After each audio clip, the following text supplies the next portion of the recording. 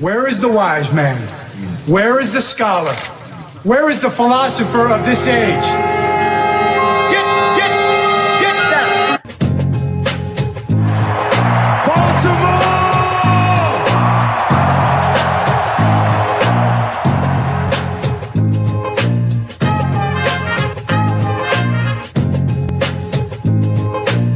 What are they giving? Everything out of me. They gonna get a Super Bowl out of me. Believe that. Believe that.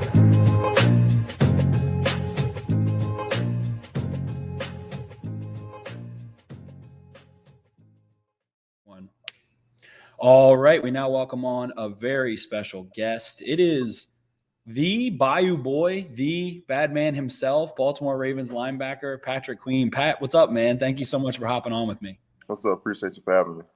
Absolutely. So I gotta address the elephant in the room.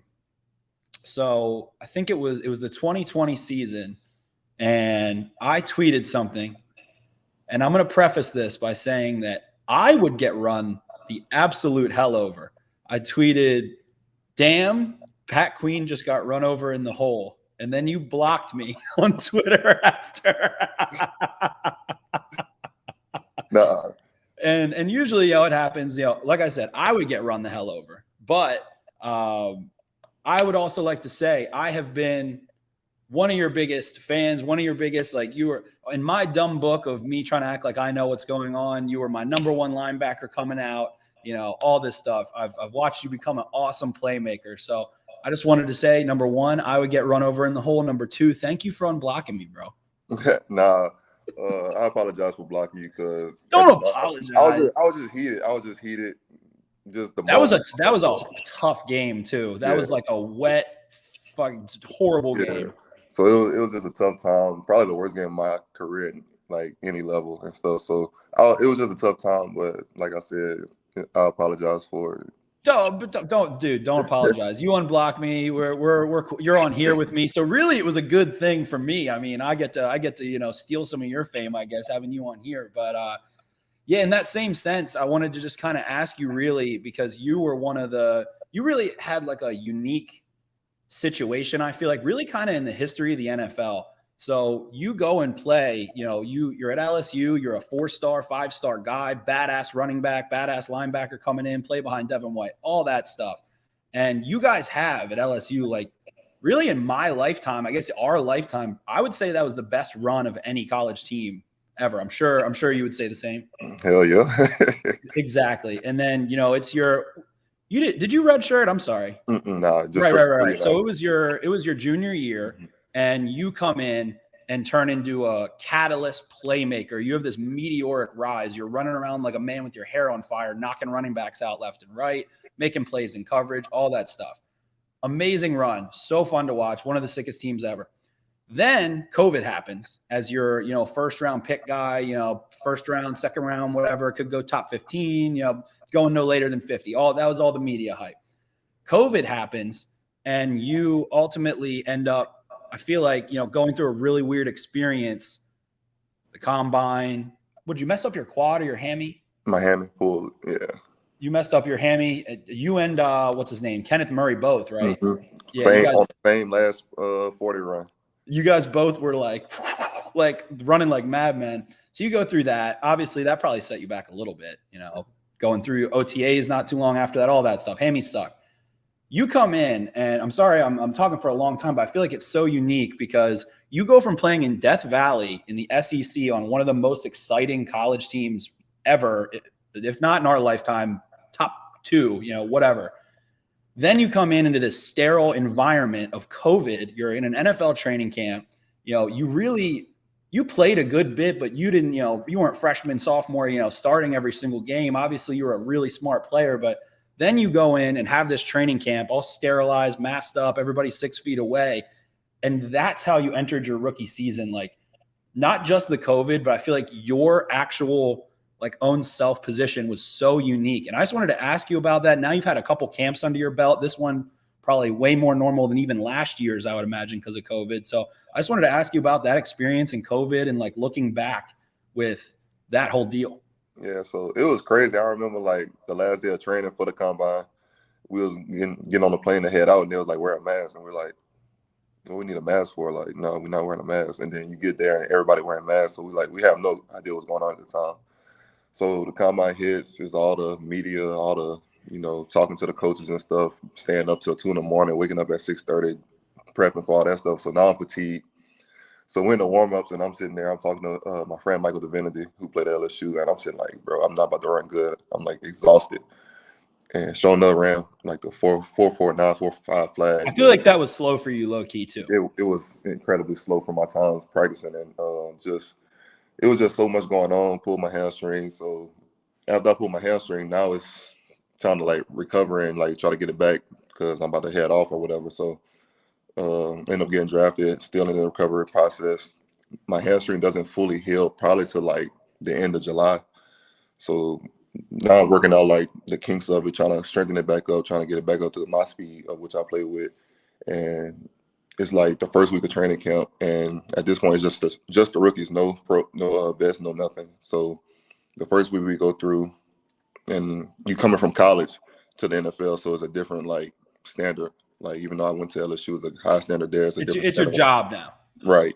So I didn't know how things was run. So now it's week 2, the vets come in. So now you're getting up to standard. Now you're trying to see how things are ran. So now I'm still learning everything, trying to process it all with being a middle linebacker for the Ravens with the standard that comes with that. So it was just a lot. Ray Lewis, CJ Mosley. Oh my God, like all that stuff. Yeah, and I'm sorry about the noise and all that too. I got the same thing. But it was just a lot. So all those guys get there, and then we go through week 2. So now it's week 3. The season here. Like we only had 2 weeks of preseason.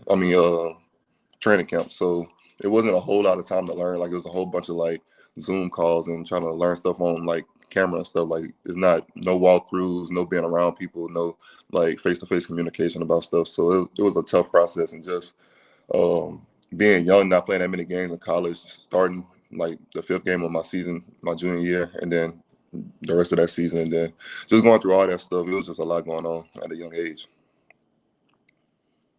For sure, man. And now looking back, what does it feel like, how weird that time was or that experience was? Like how fast it happened for you was like from what? You came in, like 3rd, 4th game at LSU, and then all of a sudden it's I guess 11 months later, and you're like going through this weird camp in a new place, new city. You're from Louisiana. You had been in Louisiana. You've never been up here. You probably couldn't even point to Maryland on a map. Like Maryland's tiny. Weird place ultimately. So all that happens. And I feel like it was very strange for you as well. You mentioned that Patriots game was tough for you. You go from SEC, everybody's running spread now, doing all that stuff. It's like half field reads, 2-man concepts. Nobody's running pro style under center, power, gap scheme, all that kind of stuff into that. So looking back now, like what does normal camp feel like? And what do you kind of wish you knew back then, or what were you proud of that you did, or what would you take back? All that good stuff. I think just like with the experience part, it's probably like the best thing that I could have gotten, like actually practicing against our offense and not like the whole separated situation for like 2 weeks.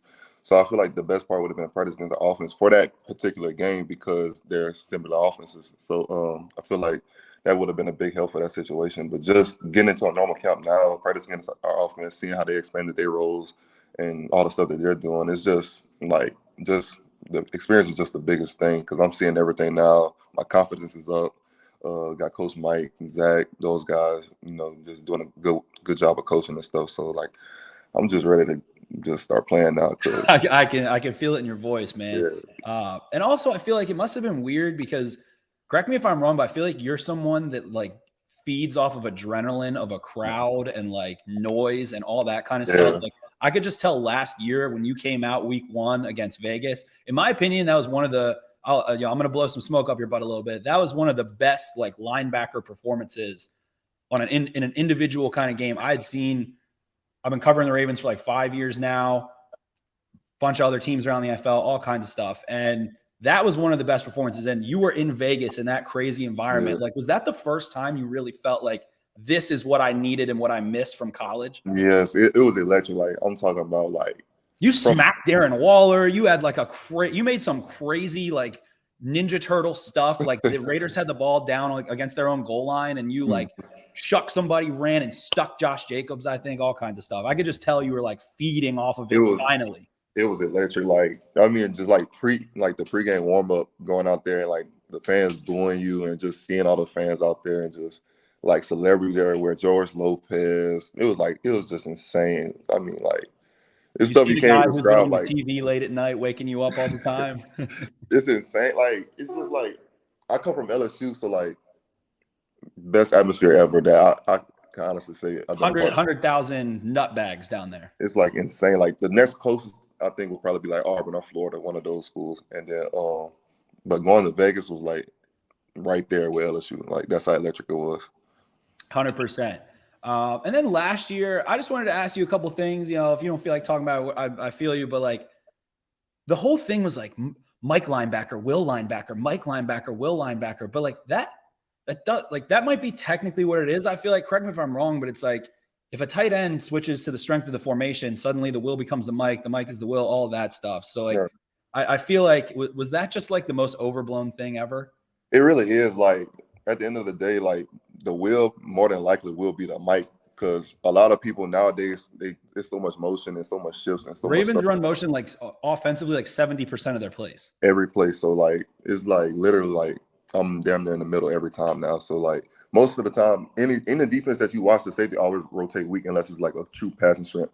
So I mean, it was just some stupid stuff going on. People just saying whatever they could say and run with it. And at this point, what, you're 22 last year, probably, correct? Mm-hmm. And then you come back, you know, it's obviously snaps dialed back a little bit. Then you came back locked and loaded. What did it feel like to play consistent and good to end the season there? Obviously a tough year for the Ravens, all that good stuff. But what did it feel like to finally, it felt like the game slowed down for you. Am I wrong?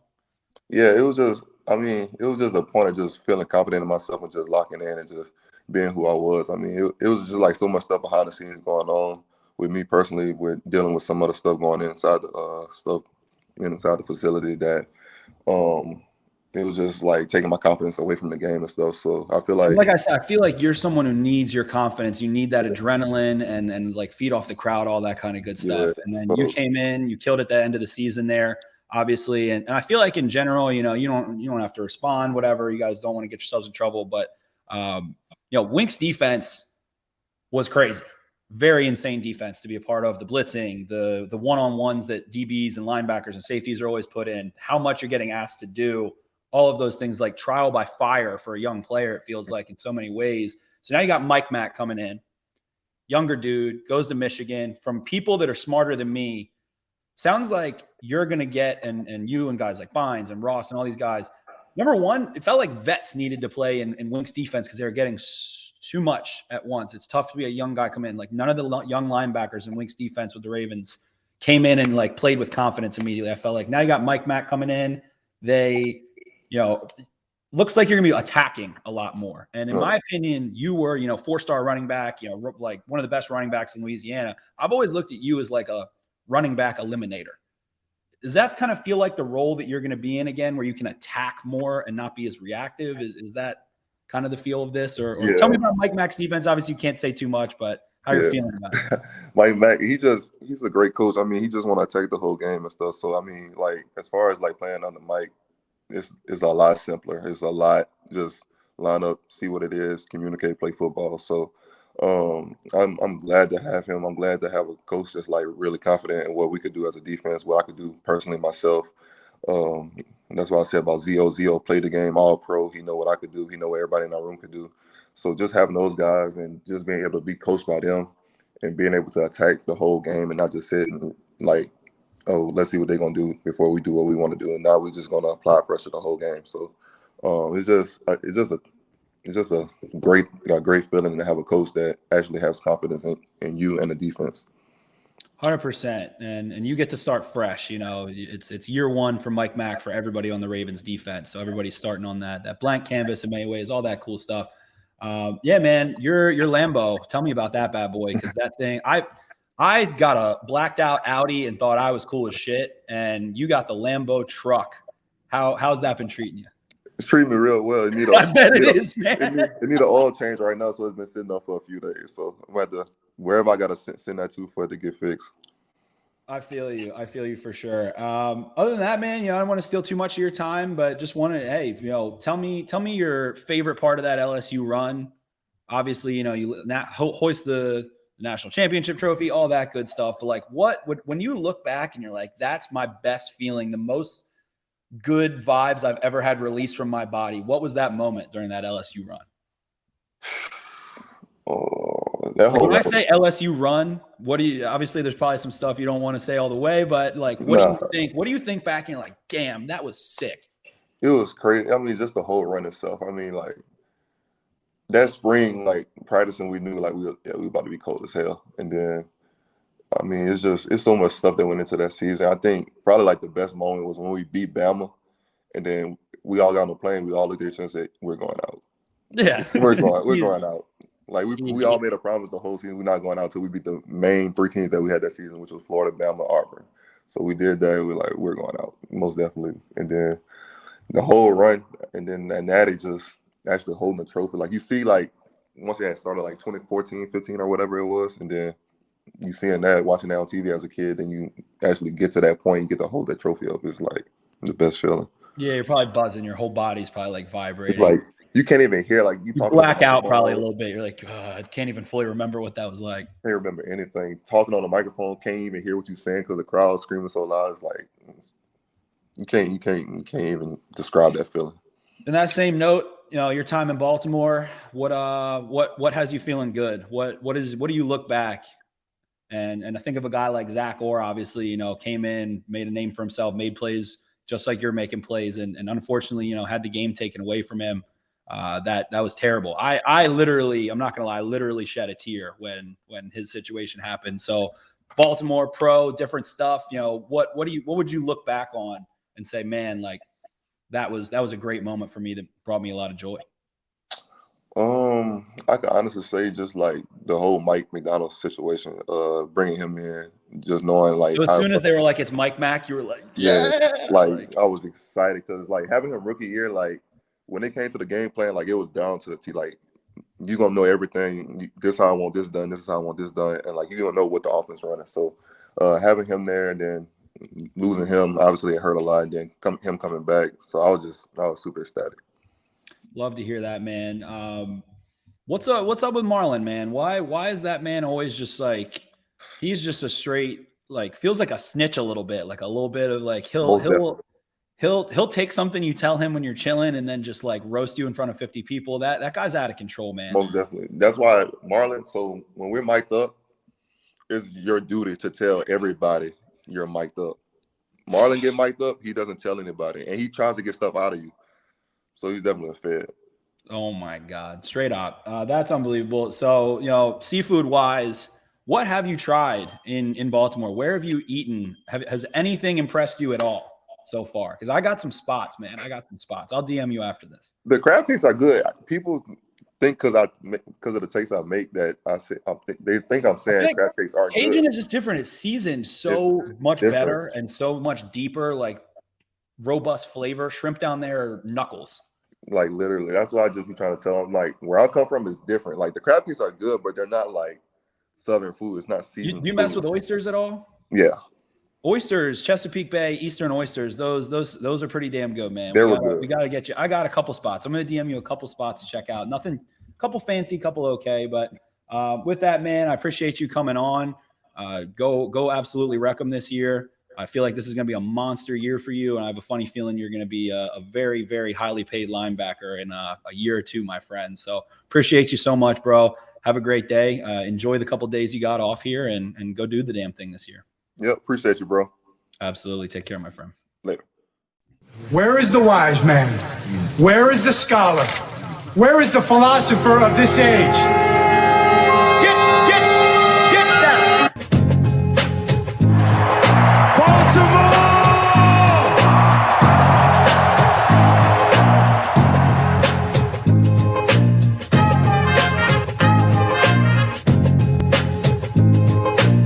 What are they getting? Everything out of me. They gonna get a Super Bowl out of me. Believe that.